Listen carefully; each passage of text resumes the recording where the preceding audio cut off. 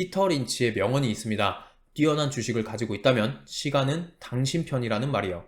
피터 린치가 말한 시간 안에는 주식시장의 하락과 상승, 악재와 호재가 전부 다 포함되어 있습니다.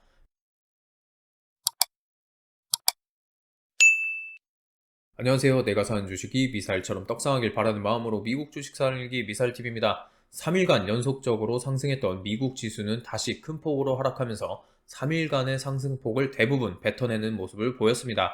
맵을 보시면 메타를 제외한 대부분의 맵이 빨갛다는 것을 보실 수 있는데요. 메타는 이틀 전 구조조정을 예고하는 발표로 인해서 적자폭을 줄일 수 있을 것이라는 기대감에 큰 폭으로 상승했었습니다. 오늘 또다시 구조조정이 확정적이며 예상보다 더 큰 인원의 감축이 있을 것으로 결정되면서 시장과는 완벽하게 반대로 움직이는 모습을 보였습니다. 오늘 하락에 대한 큰 이유 중 하나는 또다시 시장의 설레발이었습니다. 어제 제가 말씀드린 대로 시장은 이미 공화당의 승리를 점치면서 지난 3일간 미국 시장을 상승시켜왔습니다. 시장은 하원은 물론이거니와 상원마저도 압도적으로 공화당이 승리할 것이라면서 레드웨이브를 만들어낼 것이라는 예상을 했었습니다. 하지만 그 예상과는 반대로 민주당이 생각보다 선전을 하면서 하원에서는 승리한 공화당이 아직까지 상원에서 뚜렷한 성과를 보이지 못하고 있기 때문에 시장은 큰 실망을 했다고 볼 수 있습니다. 미국의 중간선거는 최종 승패를 확정하기까지는 한 달 정도의 시간이 걸립니다. 그렇지만 1950년부터 2019년까지의 통계를 보시면 공화당, 민주당 그 어떤 특정 당의 승리와는 상관없이 S&P 500은 중간선거 이후 1년간 무조건 상승해 왔으니 크게 걱정하실 필요는 없다고 봅니다. 또 다음 자료를 보시면 중간선거 이후 3개월, 6개월, 12개월간의 S&P 500 수익률이 나와 있습니다.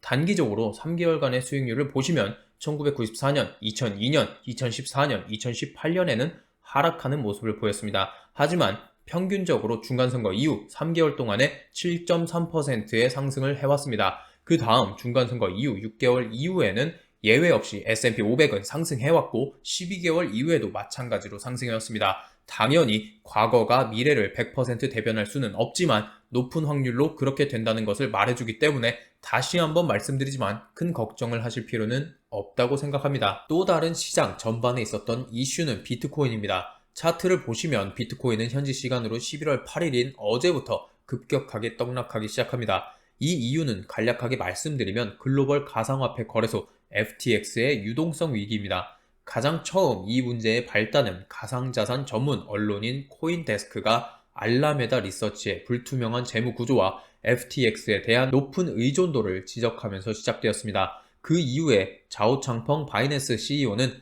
리스크 관리를 위해 불안정한 FTT를 전량 처분 선언을 했습니다. 그가 처분하려던 불량은 금액으로 환산하면 약 5억 8천만 달러였습니다. 그 결과 25달러였던 FTT가 하루아침에 5.5달러까지 약 80% 가까이 하락했습니다. 또한 그와 동시에 비트코인과 이더리움마저도 함께 폭락을 하게 되었습니다. FTX발 가상화폐 위험 부담이 주식시장에도 큰 영향을 미친 것이라고 볼 수 있습니다.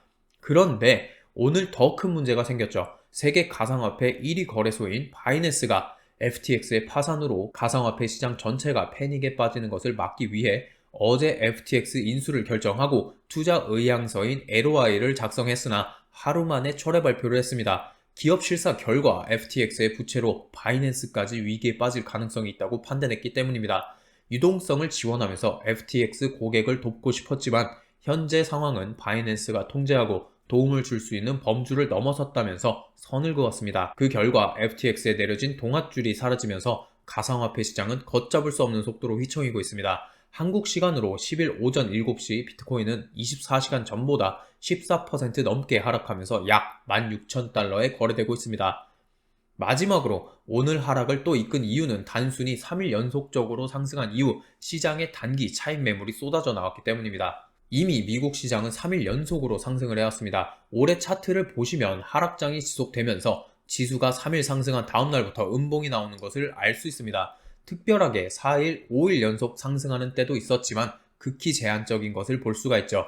즉, 올해 하락장이 길어지면서 미국 지수가 3일 상승하면 매도에서 차익 실현을 해야겠다는 시장의 심리를 엿볼 수 있습니다. 그와 함께 오늘 CPI 지수가 발표되기 때문에 시장이 몸을 움츠리는 모습을 보였다고 볼 수도 있습니다. 자, 그 다음으로 테슬라에 관련된 소식을 좀 더 알아보겠습니다. 이미 현지 시간으로 4일부터 8일까지 일론 머스크가 약 1950만 주나 되는 테슬라 주식을 매도하면서 3거래일 연속으로 상승해온 3대 지수와는 반대로 테슬라는 주가가 3일간 큰 폭으로 하락했었습니다. 사실 이때까지만 해도 진짜 일론 머스크가 주식 매도를 하나? 라는 의혹만 있었을 뿐이죠. 그런데 어제 장이 끝난 이후에 일론 머스크가 1950만 주나 되는 주식을 매각했다는 소식이 전해졌습니다.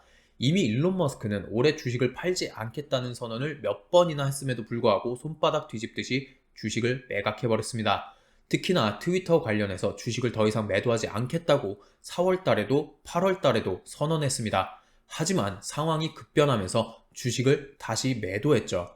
그 결과 설마 하고 있던 시장은 일론 머스크는 양치기 소년이라면서 비난을 하고 테슬라를 굳게 믿고 있던 주주들마저 빠져나가게 되었습니다. 오늘 그래서 190달러에서 시작했던 테슬라는 177.59달러로 장을 마감했고 애프터장에서마저 더 빠지면서 176.5달러로 마감했습니다. 일론 머스크가 다시 한번 전 주식을 팔지 않겠습니다 라고 해도 믿을 만한 상황이 되지 못하죠. 아까 말했던 8월에 주식 매각을 안 하겠다는 선언은 고작 해야 3개월밖에 지속되지 않았던 약속입니다. 주식시장은 전쟁이나 다를 바가 없습니다. 그 누구도 믿어서는 안 되고요. 그렇기 때문에 자기 자신만을 믿어야 합니다. 자, 그리고 대망의 주식시장의 중단기적 방향을 결정할 가장 큰 이슈가 기다리고 있습니다. 바로 CPI 지수입니다. 우리가 올해 경험했던 모든 이슈들은 사실 이 CPI 지수에 비교하면 아무것도 아닙니다. 왜냐하면 주식의 향방을 결정하는 것은 연준에서 금리를 어떻게 결정하느냐에 따라서 다르기 때문입니다. 왜냐하면 올해 주식의 향방을 결정했던 것은 연준의 금리 결정이었습니다. 그리고 그 결정에 가장 큰 몫을 하는 것은 소비자 물가지수였습니다. 여태까지 파월을 포함한 여러 연준 위원들이 입을 모아서 해온 말이 무엇인가요? 소비자 물가지수, 즉 인플레이션을 2%대까지 낮추는 것이 연준에서 해야 할 가장 중요한 일이라고 말했었습니다. 그걸 위해서는 전 세계가 어느 정도 받는 고통은 감수해야 한다고 말했죠.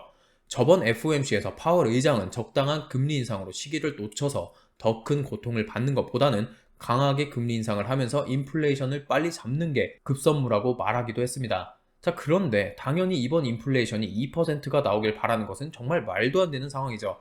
이미 시장이 예측하는 인플레이션은 약 8.0%가 됩니다. 시장의 추세를 바꾸기 위해서는 예상치인 8.0%가 나오기보다는 적어도 7%대가 나와야만이 가능할 것이라고 생각합니다. 물론 그와 함께 근원 소비자 물가지수도 예상치보다 낮게 나온다면 그 또한 금상첨화라고 할 수 있겠죠.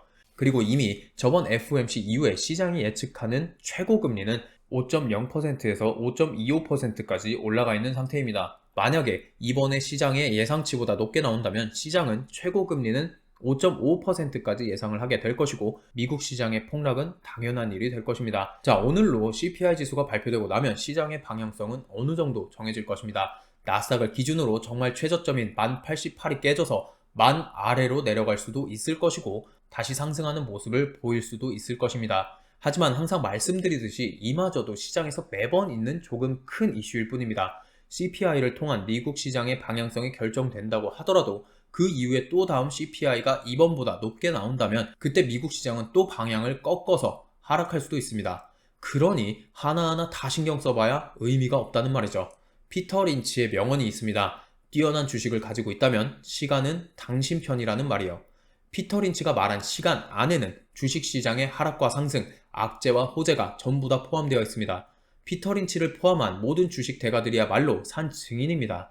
그들 대부분이 시간은 우리의 편이라고 말하고 있습니다. 그리고 미국 주식을 믿으라고 말하고 있습니다. 우리는 일반 기업이 아닌 미국에 상장된 최고들만 모아놓은 지수들인 나스닥과 S&P 500을 추종하는 세배 레버리지 ETF에 투자하고 있습니다. 그 말은 다시 말해서 1등 국가에 투자하고 있다는 것입니다. 1등은요, 잠깐의 슬럼프가 온다 한들 1등 자리를 내어주지 않습니다. 그것을 증명하는 것이 S&P 500 차트라고 생각합니다. 하락장은 언제나 상승장에 비해서 월등히 짧습니다. 이 차트를 보시면서 하락이 얼마나 길건 간에 내가 이 하락을 버티고 나면 이보다 훨씬 긴 상승장이 온다는 것을 기억하시고 오늘 CPI 지수가 어떻게 나오건 간에 이 상황을 즐길 수 있는 여러분들이 되시기 바랍니다. 영상을 마치기 전에 최고 등급의 멤버십인 지금은 3달러지만 10년 후에는 3,000달러의 멤버십에 가입해주신 스캇 아담님께 감사의 말씀을 전하겠습니다. 오늘 영상은 여기까지 하도록 하겠습니다. 오늘 영상도 도움이 되셨다면 좋아요와 구독 그리고 알림 설정까지 부탁드리겠습니다. 감사합니다.